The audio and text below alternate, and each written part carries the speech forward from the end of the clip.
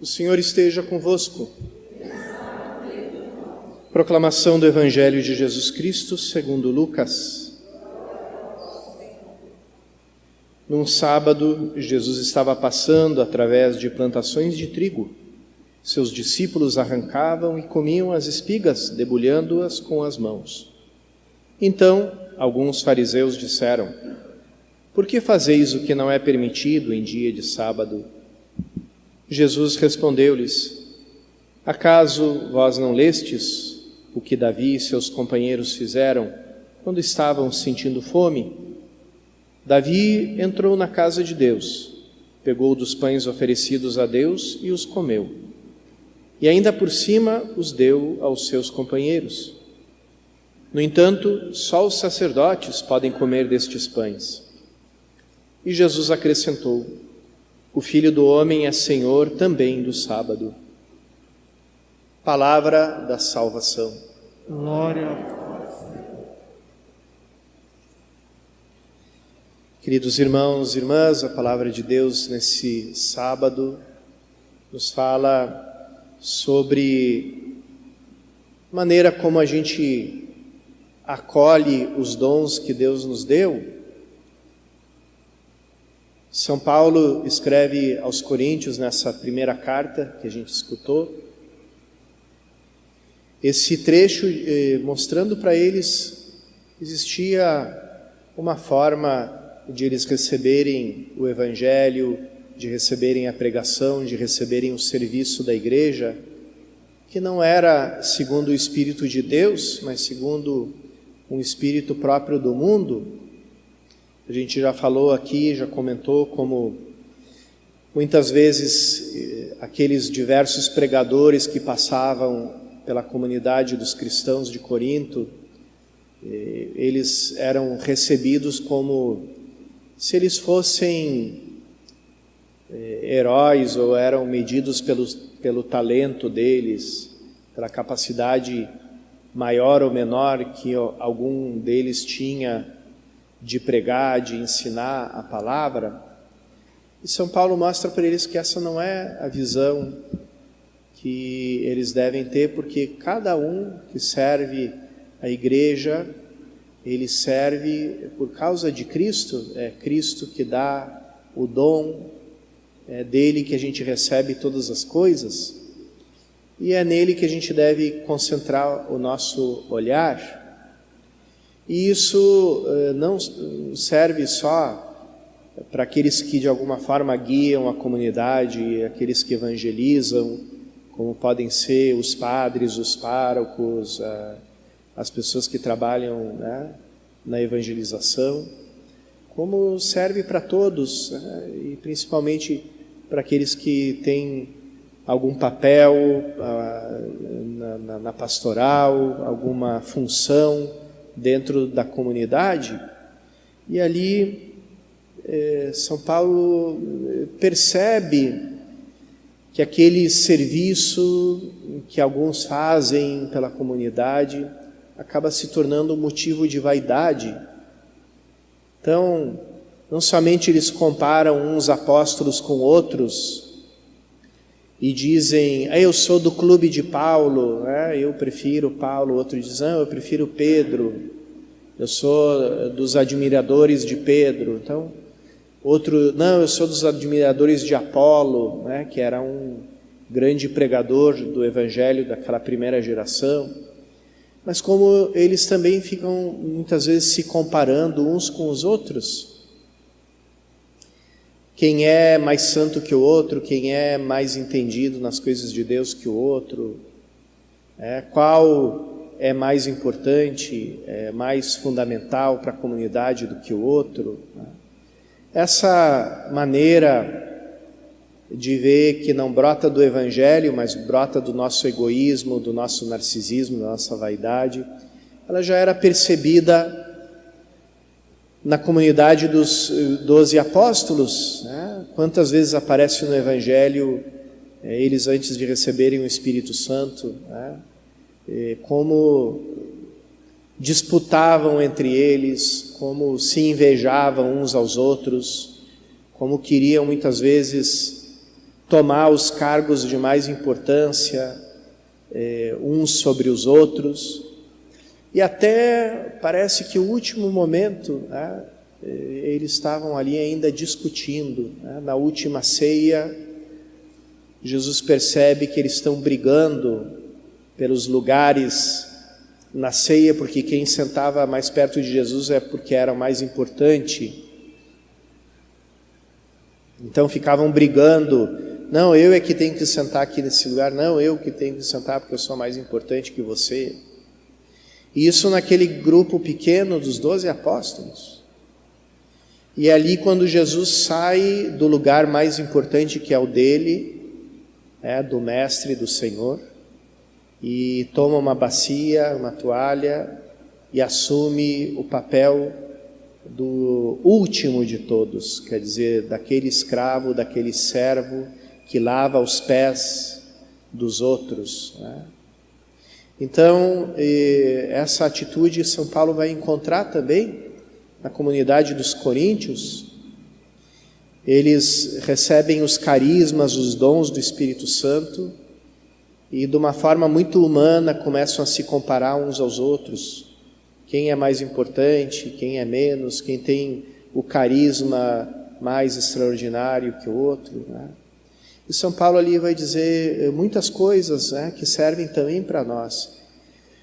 Nós todos formamos um corpo do qual Cristo é a cabeça e nós somos os membros, formamos um corpo em Cristo.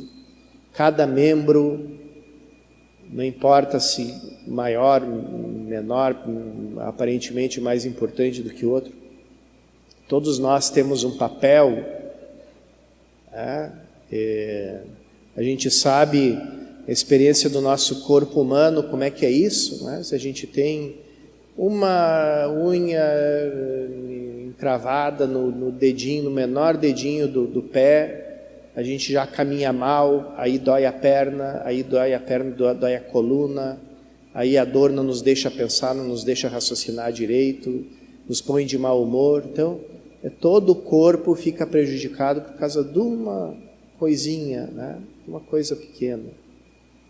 Então, depois São Paulo também diz que aqueles carismas que eles achavam, o meu carisma é mais importante que o teu, porque eu tenho o dom de cura, e o outro diz, não, eu tenho o dom das línguas, não, o outro tem o dom da palavra, eu tenho o dom do discernimento, e ficavam se comparando, se envaidecendo pelos dons de Deus e se comparando.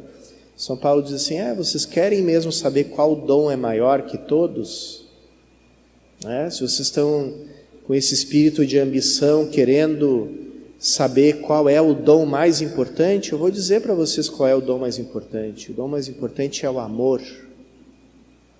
E aí a gente tem aquele bonito capítulo 13, que São Paulo diz, mesmo que eu falasse todas as línguas dos anjos e dos homens, se eu não tenho amor, eu não sou nada, sou só um sino que toca, E, enfim, São Paulo nos lembra como a gente deve receber aquilo que Deus nos dá.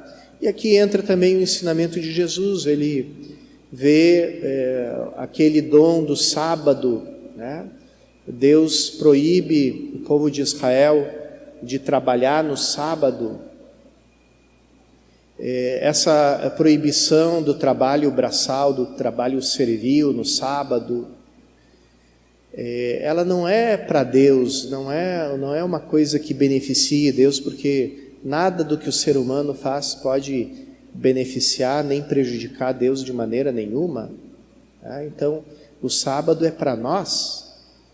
O sábado é para nós porque a gente se deixa escravizar de tal forma pelas coisas do mundo, que a nossa ganância pelo dinheiro e pelo poder nos faria trabalhar 24 horas por dia, 7 dias por semana sem parar, e a gente se tornaria umas verdadeiras máquinas ou peças de uma engrenagem.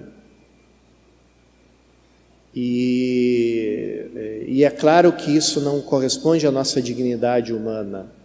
Então, no fundo, essa parada no sábado ela serve, né, e aqui para nós cristãos domingo, né, que é o novo dia da nova criação, ela serve para nós, ela serve para a gente se dar conta da nossa dignidade, que nós não somos escravos do dinheiro, que nós não somos bestas de carga, que nós não somos peças numa engrenagem que nos engole, nos consome todas as forças e depois nos joga fora. Tudo é feito para nós, tudo que existe no mundo Deus fez para nós, para que a gente, pela nossa dignidade, seja um espelho da bondade, da sabedoria, da liberdade de Deus, do amor de Deus. E é por esse mesmo motivo da dignidade humana que Jesus e os discípulos, num dia de sábado, comem espigas num campo, comem o trigo de algumas espigas, porque o sábado foi feito para promover a dignidade humana. Para nós, como falei, o dia do descanso, os cristãos discerniram que a partir da nova criação que surgiu com a ressurreição de Cristo, o dia da festa é mais do que um dia de descanso, um dia de festa. Tinha que ser o dia do Senhor, ou seja, o dia da ressurreição de nosso Senhor Jesus Cristo. E é isso que a gente deve pensar, é assim que a gente deve receber os dons de Deus. Como é difícil a gente pensar num Deus que quer o nosso bem e que nos dá tudo que é importante para nós de graça, sem precisar do nosso esforço. A dificuldade maior que o nosso coração tem é de conceber um Deus que te ama do jeito que você é, um Deus que te ama com todos os teus defeitos, um Deus que te dá de graça tudo aquilo que é mais importante para ti, a tua vida, a amizade, o amor, todas essas coisas que a gente não tem como comprar, que o dinheiro não compra, Deus nos dá de graça porque nos ama. E é assim que a gente deve receber os dons dele, com uma grande gratidão, com ação de graças, nos alegrando, fazendo que os dons de Deus sirvam para promover a nossa dignidade e a dignidade dos nossos irmãos e irmãs, e não como propriedades com coisas que servem para nos envaidecer, que servem para uns pisarem em cima dos outros, É assim que a gente estraga a obra tão bonita de Deus. E nós, irmãos e irmãs, como criaturas novas, temos essa grande ação de graças que na língua grega é a palavra Eucaristia. O que significa Eucaristia? Significa ação de graças, agradecimento. O que a gente faz para agradecer, para retribuir a Deus por tudo aquilo que Ele nos dá? A gente oferece ao Pai aquilo, o grande dom que Ele mesmo nos deu, ou seja, o Seu Filho Jesus Cristo. E é isso que acontece em cada missa. A gente agradece a Deus pelos seus dons, dando a Deus o maior dom que pode existir, que é o dom do Seu Filho Jesus Cristo. E é isso que acontece em cada missa, é isso que acontece sobre o altar. E é através disso que Deus nos ensina a viver toda a nossa vida em ação de graças. Quer dizer, recebendo tudo como dom de Deus e devolvendo tudo a Deus pelo Seu Filho Jesus Cristo, em ação de graças, em agradecimento a Ele. Vamos pedir nessa Eucaristia a graça de viver toda a nossa vida como uma grande Eucaristia, ou seja, com uma grande ação de graças pelos dons que Deus nos dá.